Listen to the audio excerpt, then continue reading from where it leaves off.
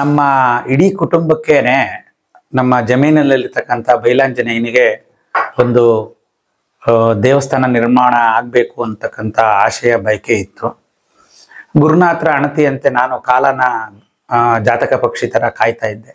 ಈ ನಾರಾಯಣದಾಸರ ಜೊತೆ ಒಡನಾಟ ಇತ್ತು. ಅವರಿಗೆ ನಮ್ಮ ಮನೆಗೆ ಬರಬೇಕು ಅಂತ ನಾನು ವಿನಂತಿ ಮಾಡಿದ್ದೆ. ಕಾಲ ಕೂಡಿ ಬಂದಾಗ ಬರ್ತೀನಿ ಅಂತ ಹೇಳಿದರು.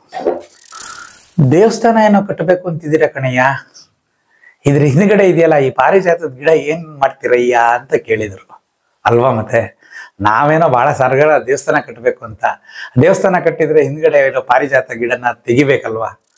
ಇಲ್ಲ ರೀ, ನನ್ನ ಕೈಗೇನು ಹಾಕಿಲ್ಲ ಅಂದರೆ ನನ್ನ ಜ್ಞಾಪಕಾರ್ಥ ಇರಬೇಕು ಅಂತ ಹೇಳಿ ಬಲವಂತ ಕೈಗೆ ಸೆಗ್ಸೋದ ಸರ್, ಹಾಗೆ ಇದೆ ಅಂತಂದರು. ಬಂದರು, ಅವರು ಸ್ವಲ್ಪ ದಿನ ಇದ್ದರು. ಆಮೇಲೆ ನಮ್ಮ ಗುರುನಾಥರನ್ನು ಅವ್ರು ಭೇಟಿ ಮಾಡಿದ್ರು. ಅವರವರು ಏನು ಮಾತಾಡಿದ್ರು, ದಿಗ್ಗಜರು ಯೋಗ ಇವರು ಒಬ್ಬರು ಗುರುಗಳು ಅವರೊಬ್ಬರು ಗುರುಗಳು. ನನಗೆ ಎಷ್ಟು ದಿವಸದಿಂದ ಹೇಳ್ತಾ ಇದ್ದೀನಿ ಆಂಜನೇಯಂದು ಒಂದು ದೇವಸ್ಥಾನ ಆಗಬೇಕು. ಅವರು ಕೂತ್ಕೊಳ್ಳಿ ಅಂದರೆ ಕೂತ್ಕೋಬೇಕು, ಅವ್ರ ಅಪ್ಪಣೆ ಸಿಗೋವರೆಗೂ ಹೊರಗೆ ಬರೋಂಗಿಲ್ಲ. ಅಂದರೆ ಅವರೇನು ವಿಧಿಸಿದ್ದಲ್ಲ, ನಾವೊಂಥರ ಕಟ್ಟುಪಾಡು ಹಾಕ್ಕೊಂಡಿದ್ವಿ. ಏನಿಲ್ಲ, ಎಷ್ಟೋ ದಿವಸದಿಂದ ನೀನೇನೋ ಒಂದು ಕೆಲಸ ಆಗಬೇಕು ಅಂತ ಅಂದ್ಕೊಂಡಿದ್ಯಲ್ಲ, ಅದಾಗೋ ಕಾಲ ಬಂದಿದೆ ಕಣಯ್ಯ. ನನಗೇನು ಅರ್ಥ ಆಗಲಿಲ್ಲ, ನನಗೆ ಯಾವ ಕೆಲಸ ಏನು ಅಂತ ಅರ್ಥ ಆಗಲಿಲ್ಲ.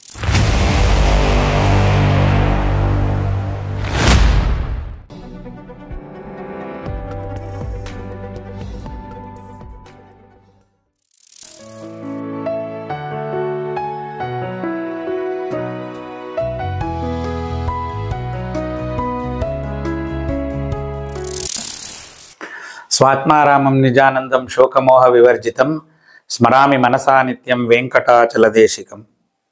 ನಮ್ಮ ಇಡೀ ಕುಟುಂಬಕ್ಕೇನೆ ನಮ್ಮ ಜಮೀನಲ್ಲಿರ್ತಕ್ಕಂಥ ಬೈಲಾಂಜನೇಯನಿಗೆ ಒಂದು ದೇವಸ್ಥಾನ ನಿರ್ಮಾಣ ಆಗಬೇಕು ಅಂತಕ್ಕಂಥ ಆಶಯ ಬಯಕೆ ಇತ್ತು. ಗುರುನಾಥರ ಅಣತಿಯಂತೆ ನಾನು ಕಾಲನ ಜಾತಕ ಪಕ್ಷಿ ಥರ ಕಾಯ್ತಾ ಇದ್ದೆ. ಅನೇಕ ವರ್ಷಗಳು ಸಮಯ ಕಳೀತು. ಕೆಲ ಸಮಯ ಕಳೆದ ಮೇಲೆ ನಾನು ಹಿಂದೆನೇ ಹೇಳಿದ ಹಾಗೆ ನಾನು BSc ಕೃಷಿ ಪದವಿ ಮಾಡಬೇಕಾದ್ರೆ ಬೆಂಗಳೂರಿನಲ್ಲಿ ನಾನು GKVKನಲ್ಲಿದ್ದೆ. ಆವಾಗ ಹೆಬ್ಬಾಳನಲ್ಲಿ ನನಗೆ ಒಬ್ಬರು ಯೋಗ ಗುರುಗಳು ಸಿಕ್ಕಿದರು, ನಾರಾಯಣದಾಸರು ಅಂತ. ಮಹಾನ್ ಸಿದ್ಧರು, ಸಾಧಕರು ಮತ್ತು ಮಂತ್ರಜ್ಞರು, ಸಾಕಷ್ಟು ಸಿದ್ಧಿಗಳನ್ನು ಹೊಂದಿದ್ರು. ಅಂಥವರ ಒಂದು ಒಡನಾಟ ನಮಗೆ ಸಿಕ್ಕಿತ್ತು. ಅವರಿಂದ ಎಲ್ಲ ಮಂತ್ರೋಪದೇಶ ಆಗಿತ್ತು. ಮತ್ತು ಯೋಗದ ಬಗ್ಗೆ ಸಾಕಷ್ಟು ನಮಗೆ ಎಲ್ಲ ಒಂದು ಯೋಗ ಮಾರ್ಗದಲ್ಲಿ ಅವರು ಮಾರ್ಗದರ್ಶನ ನೀಡಿದರು. ಅವರಿಗೆ ನಾನು ಸಕರಾಯಪಟ್ಟಣಕ್ಕೆ ಒಮ್ಮೆ ಬಂದು ನಮ್ಮ ಮನೆಗೆ ಬರಬೇಕು ಅಂತ ಅವರಲ್ಲಿ ಪ್ರಾರ್ಥನೆ ಮಾಡಿದ್ದೆ. ಅವರು ಕಾಲ ಕೂಡಿ ಬಂದಾಗ ನಾನು ಸಕರಾಯಪಟ್ಟಣಕ್ಕೆ ಬರ್ತೀನಿ ನಿಮ್ಮ ಮನೆಗೆ ಅಂತ ಹೇಳಿದರು. ಹೀಗೆ ನಾನು GKVK ಹಾಸ್ಟೆಲಲ್ಲಿದ್ದಾಗ ಹೆಬ್ಬಾಳನಲ್ಲಿ ಈ ನಾರಾಯಣದಾಸರ ಜೊತೆ ಒಡನಾಟ ಇತ್ತು. ಅವರಿಗೆ ನಮ್ಮ ಮನೆಗೆ ಬರಬೇಕು ಅಂತ ನಾನು ವಿನಂತಿ ಮಾಡಿದ್ದೆ. ಕಾಲ ಕೂಡಿ ಬಂದಾಗ ಬರ್ತೀನಿ ಅಂತ ಹೇಳಿದರು. ಅದಾದ ಕೆಲವು ದಿನಗಳಲ್ಲಿ ಅವರಿಗೆ ನಮ್ಮ ಹೆಬ್ಬಾಳ ವೆಟರ್ನರಿ ಕಾಲೇಜಿನ ಹಾಸ್ಪಿಟಲಲ್ಲಿ ಅವರು ಕಾಂಪೌಂಡರಾಗಿ ಕೆಲಸ ಮಾಡ್ತಾಯಿದ್ರು. ಅವರಿಗೆ ಮೂಡಿಗೆರೆಯಲ್ಲಿ ಹೊಸದಾಗಿ ಹಾರ್ಟಿಕಲ್ಚರ್ ಕಾಲೇಜು ಹಾಸ್ಟೆಲ್ ಪ್ರಾರಂಭ ಆಗಿತ್ತು. ಆ ಹಾಸ್ಟೆಲ್ಗೆ ವಾರ್ಡನ್ಗೆ ಅಸಿಸ್ಟೆಂಟಾಗಿ ಅವರನ್ನ ಮೂಡಿಗೆರೆಗೆ ವರ್ಗಾವಣೆ ಆಯಿತು. ಅವರು ಮೂಡಿಗೆರೆಗೆ ಬಂದಾಗ ಒಮ್ಮೆ ನಮ್ಮ ಮನೆಗೆ ಇಲ್ಲಿ ಸಕರಾಯಪಟ್ಟಣಕ್ಕೆ ಅವರು ಬರುವಂಥ ಒಂದು ಭಾಗ್ಯ ಒದಗಿ ಬಂತು. ಅವರು ನಮ್ಮ ಮನೆಗೆ ಬಂದರು, ನಮ್ಮ ಮನೇಲಿ ತಂಗಿದ್ರು.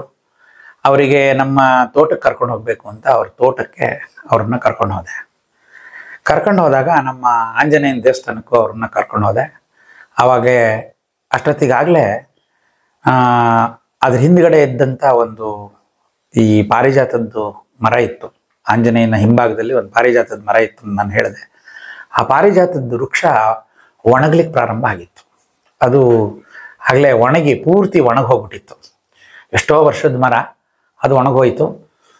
ಯಾಕೆಂದರೆ ಗುರುನಾಥರು ಹಿಂದೆ ಬಂದಾಗ ಒಂದು ಸಂಗತಿ ನನಗೆ ಜ್ಞಾಪಕ ಬಂತು. ದೇವಸ್ಥಾನ ಏನೋ ಕಟ್ಟಬೇಕು ಅಂತಿದ್ದೀರಾ ಕಣಯ್ಯ, ಇದ್ರ ಹಿಂದ್ಗಡೆ ಇದೆಯಲ್ಲ ಈ ಪಾರಿಜಾತದ ಗಿಡ ಏನು ಮಾಡ್ತೀರಯ್ಯ ಅಂತ ಕೇಳಿದರು ಅಲ್ವಾ. ಮತ್ತೆ ನಾವೇನೋ ಭಾಳ ಸರ್ಗಳ ದೇವಸ್ಥಾನ ಕಟ್ಟಬೇಕು ಅಂತ, ದೇವಸ್ಥಾನ ಕಟ್ಟಿದ್ರೆ ಹಿಂದ್ಗಡೆ ಏನೋ ಪಾರಿಜಾತ ಗಿಡನ ತೆಗಿಬೇಕಲ್ವಾ. ಅದು ಪಾರಿಜಾತ ತರುಮೂಲವಾಸಿ ನಮ್ಮಂತ, ಅದನ್ನ ನಾವು ತೆಗಿಯಕ್ಕಾಗತ್ತಾ? ನೋಡಿ, ಕಾಲ ಬರಬೇಕು ಅಂತ ಗುರುನಾಥರು ಹೇಳಿದ್ರು.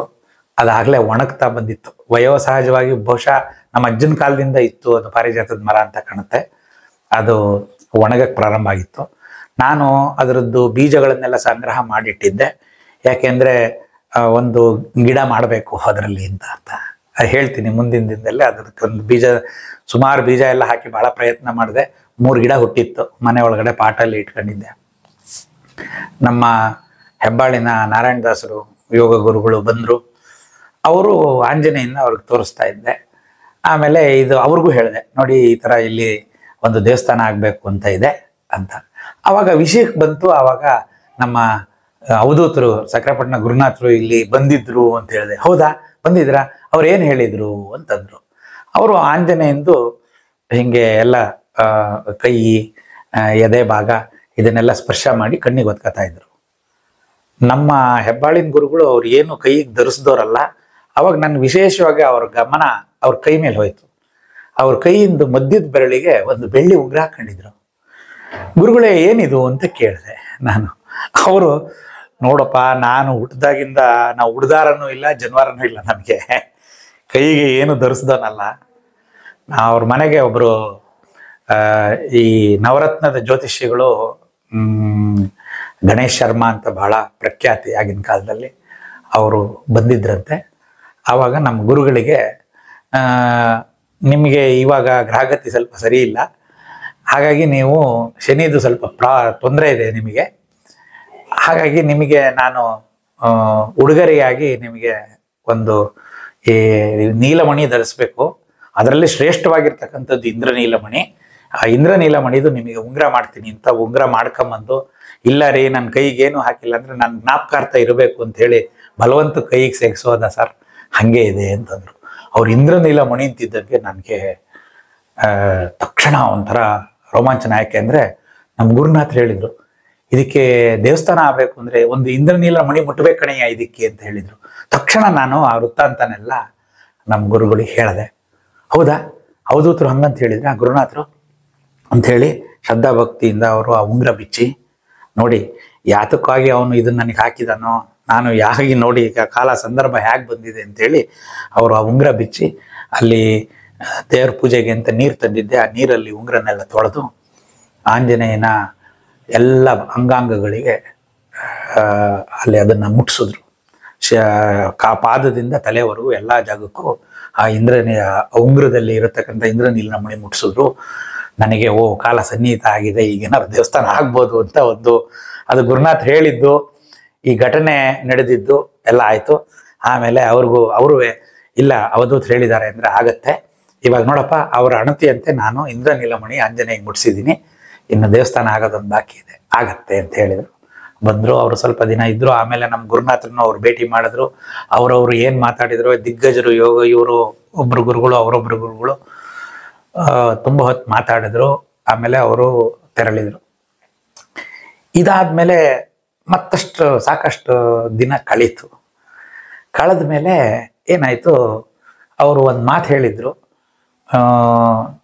ನಿಮ್ಮ ಕುಟುಂಬದಲ್ಲಿ ಒಬ್ಬ ಹಿಂದಿನ ಜನ್ಮದಲ್ಲಿ ಸನ್ಯಾಸ ತಗೊಂಡೊಬ್ರು ಹೋಗಿದ್ರು, 6 ಅಡಿ ಮನುಷ್ಯ, ಅವನು ಬರ್ಬೇಕು ಇಲ್ಲಿಗೆ ಅಂತ ಹೇಳಿದರು. ಯಾರಿರ್ಬೋದು ಅಂತ ನಾನು ಸ್ವಲ್ಪ ಎಲ್ಲ ರಿಸರ್ಚ್ ಮಾಡೋಕ್ಕೆ ಸ್ಟಾರ್ಟ್ ಮಾಡಿದೆ. ನಮ್ಮ ಮನೇಲಿ ನಾವೆಲ್ಲ ಸ್ವಲ್ಪ ಕುಳ್ಳು, ನನಗಿಂತ ನನ್ನ ತಮ್ಮ, ನನ್ನ ತಂಗಿ ನನ್ನ ಹೈಟ ಇದ್ದಾಳೆ, ನನ್ನ ತಮ್ಮಂದ್ರಿಬ್ರೂ, ಅವನು ಕೊನೆ ತಮ್ಮ ಎಲ್ಲರಿಗಿಂತ ಹೈಟ್ ಇದ್ದಾನೆ. ಅವನು ಹೆಚ್ಚು ಕಮ್ಮಿ 6 ಅಡಿ ಆಗ್ಬಿಟ್ಟ ಬೆಳೆದು. 6 ಅಡಿ ಅಂತ ಹೇಳಿದ್ರಲ್ಲ, ಇವನೇ ಏನಾರು ಇರ್ಬೋದಾ ಅಂತ ನನಗೆ ಮತ್ತೆ ಹೆಂಗೆ ಕೇಳೋದು ಗುರುಗಳ ಹತ್ರ ಹೋಗಿ. ಆಮೇಲೆ ಒಂದ್ಸರಿ ಯಾವುದೋ ಒಂದು ಸಂದರ್ಭದಲ್ಲಿ ನಿಮ್ಮ ಸುಂದರೇಶನ್ ಕರ್ಕೊಂಡೋಗಿ ಪ್ರಾರಂಭ ಮಾಡಯ್ಯ ಆಗುತ್ತೆ ಅಂತ ಹೇಳಿದರು. ಸೊ ಅದು ಒಂದು ನನ್ನ ತಲೆಯಲ್ಲಿತ್ತು. ಆಮೇಲೆ ನಮ್ಮ ಕೊನೆ ತಮ್ಮನ ನಾವು ಶನಿವಾರ ಪೂಜೆಗೆ ಹೋಗ್ತಿದ್ವಿ. ನಮ್ಮ ಕೊನೆ ತಮ್ಮನ ಕರ್ಕೊಂಡು ಹೋದೆ. ಒಂದು ದಿವಸ ಏನಾಗ್ಬಿಡ್ತು, ಜೋರಾಗಿ ಗಾಳಿ ಬಂದು ಆ ಪಾರಿಜಾತದ ಮರ ಒಣಗೋಗಿದ್ದು ಪೂರ್ತಿ ಅದು ನೆಲಕ್ಕೆ ಬಿದ್ದುಬಿಡ್ತು. ಯಾಕಂದರೆ ತುಂಬ ಮಳೆ ಬಂದು ಇದಾಗಿತ್ತು, ನೆಲದ ಮೇಲೆ ಬಿತ್ತು. ಅವತ್ತಿನ ದಿವಸ ಹೋಗಿ ಆ ಪಾರಿಜಾತದ ಮರನೆಲ್ಲ ತೆಗೆದು ಅದ್ರ ಸುತ್ತ ಎಲ್ಲ ಕ್ಲೀನ್ ಮಾಡಿ, ಆಂಜನೇಯನ ಮುಂದ್ಗಡೆ ಒಂದು ಹಾಸ್ಗಲ್ಲಿತ್ತು. ಅದು ಯಾಕೆಂದರೆ ಅಲ್ಲೆಲ್ಲ ಕೊಚ್ಚೆ ಆಗಿತ್ತು, ಅಲ್ಲೆಲ್ಲ ನಿಂತ್ಕೋಬೇಕು ಅಂಥೇಳಿ ಅವತ್ತು ಏನು ಮಾಡಿದ್ವಿ ಅಂದರೆ ನಾನು ನನ್ನ ತಮ್ಮ ಸೇರಿ ಆ ಮುಂದ್ಗಡೆ ಇರೋ ಕಲ್ಲೆಲ್ಲ ಬಗೆದು ಅವನ ಕೈಲಿ ಆ ಕಲ್ಲೆಲ್ಲ ಮುಂದ್ಗಡೆಗೆ ಇಡಿಸಿ ಅದನ್ನೆಲ್ಲ ಕ್ಲೀನಾಗಿ ಕೂರಿಸಿ ಮುಂದ್ಗಡೆ ಒಂದು ಕ್ಲೀನಾಗಿ ನಿಂತ್ಕೊಳ್ಳೋಂಗೆ ಒಂದು ಮಾಡಿ ಮನೆಗೆ ಬಂದ್ವಿ. ಬಂದು ನನ್ನ ತಮ್ಮನೂ ಹೋದ. ನಮ್ಮದು ಹೀಗೆ ಸಾಕಷ್ಟು ದಿನ ಕಳೆದಾಗ ನಮ್ಮದು ಊರಲ್ಲಿ ಮಳಿಗೆಗಳನ್ನೊಂದಷ್ಟು ಕಟ್ಟಿದ್ವಿ. ಅದಕ್ಕೆ ಮಾಡಿದ್ದೆಲ್ಲ ಒಂದಷ್ಟು ಕಬ್ಬಣಗಳು ಎಲ್ಲ ಉಳಿದಿತ್ತು. ಮತ್ತು ಆ ಮಳಿಗೆ ಕಟ್ಟಿದಾಗ ಚಿನ್ನಸ್ವಾಮಿ ಅಂತ ಅವರು ನಮ್ಮ ಮನೇದು ಎಲ್ಲ ಬಿಲ್ಡಿಂಗು ಅವರೇ ಕಟ್ಟಿರೋದು. ಗಾರೆ ಕೆಲಸ ಮಾಡ್ತಿದ್ರು, ಆಮೇಲೆ ಕಾಂಟ್ರಾಕ್ಟರ್ ಆದರು. ನಮ್ಮ ಮನೆಗೆ ಒಂಥರ ಈ ಫ್ಯಾಮಿಲಿ ಡಾಕ್ಟ್ರ್ ಇರ್ತಾರಲ್ಲ ಆ ಥರ ನಮ್ಮ ಫ್ಯಾಮಿಲಿಗೆ ಏನೇ ಕನ್ಸ್ಟ್ರಕ್ಷನ್ನು ಏನೇ ಕೆಲಸ ಆದರೂ ಚಿನ್ನಸ್ವಾಮಿ ಬಂದು ಮಾಡಬೇಕು. Family contractor ಅವರೊಂಥರ. ಚಿನ್ನಸ್ವಾಮಿ ಬಂದರು. ಅವರು ತುಂಬ ನಮ್ಮ ಕುಟುಂಬದ ಮೇಲೆ ಗೌರವ. ನಮ್ಮ ದೊಡ್ಡಪ್ಪ ಬಂದರೆ ಅವರು ಮನೇಲಿ ಕುರ್ಚಿ ಮೇಲೆ ಕೂರ್ತಿರ್ಲಿಲ್ಲ, ನೆಲದ ಮೇಲೆ ಕೂತ್ಕೊಳ್ಳೋರು. ಅಷ್ಟು ಒಂದು ಗೌರವ ಇಟ್ಕೊಂಡಿದ್ರು.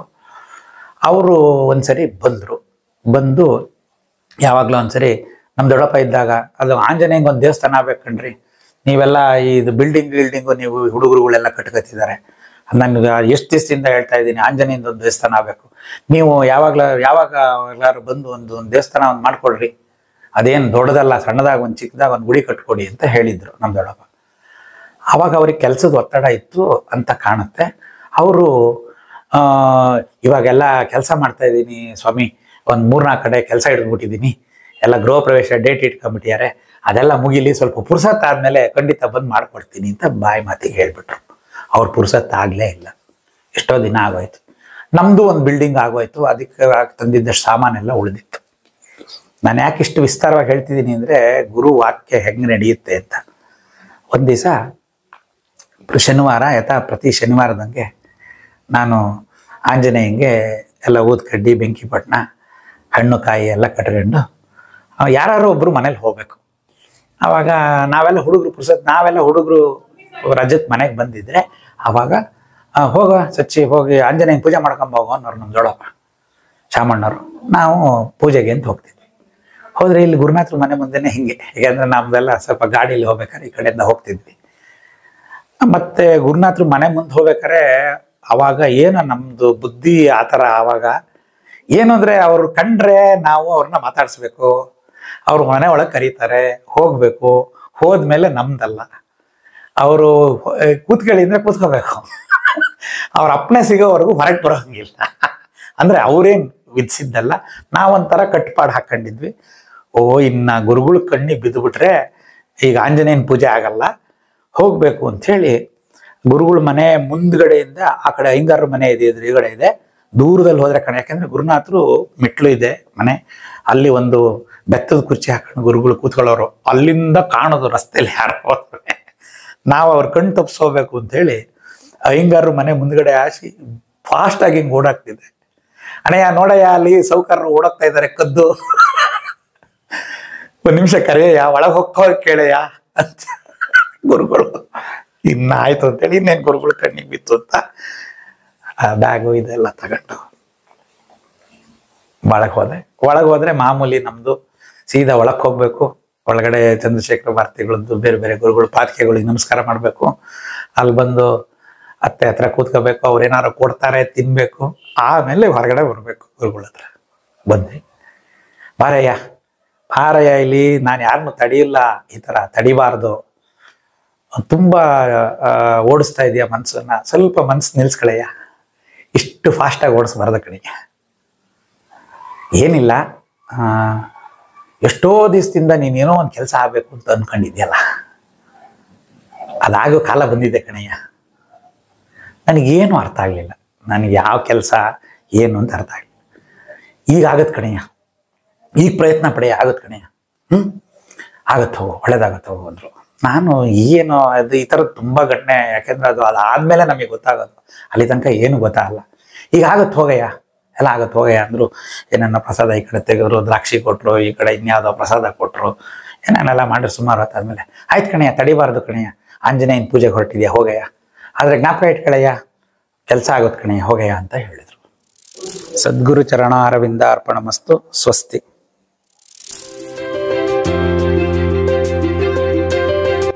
ದಯಮಾಡಿ ಲೈಕ್ ಮಾಡಿ, ಶೇರ್ ಮಾಡಿ, ಸಬ್ಸ್ಕ್ರೈಬ್ ಮಾಡಿ, ಮರೆಯದೆ ಬೆಲ್ ಬಟನ್ ಒತ್ತಿ.